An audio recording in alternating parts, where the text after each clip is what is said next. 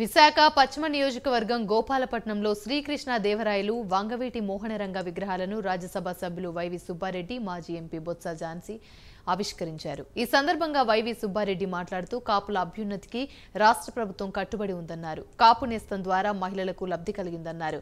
జనసేన అధినేత పవన్ కళ్యాణ్ కాపులను చంద్రబాబు దగ్గర తాకట్టు పెడుతున్నారని పేర్కొన్నారు.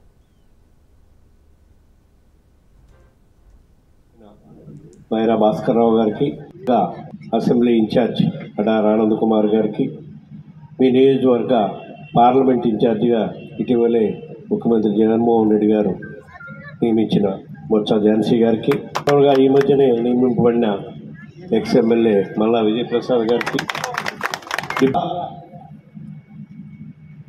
కృష్ణదేవరాయలు రాజు గారికి, వంగవీటి మోహన్ రంగారావు గారికి వాళ్ళ విగ్రహావిష్కరణ చేసుకున్న సందర్భంగా ముందుగా ఘనంగా వాళ్ళిద్దరికి కూడా నివాళులు అర్పించుకొని వాళ్ళ ఆశయాల్ని ముందుకు తీసుకొని పోతూ వాళ్ళు చూపించిన బాటలో మనందరం నడిచే కార్యక్రమం చేద్దామని చెప్పి ఈ సందర్భంగా మీకు తెలియజేసుకుంటూ ఉన్నాం. ఇందాక చెప్పారు బొత్స ఝాన్సీ అక్క గారు, కృష్ణదేవరాయల కాలంలో ప్రజలు సుఖంగా సంతోషంగా ఉండేవాళ్ళు ఉండటమే కాకుండా రత్నాలు రాసులుగా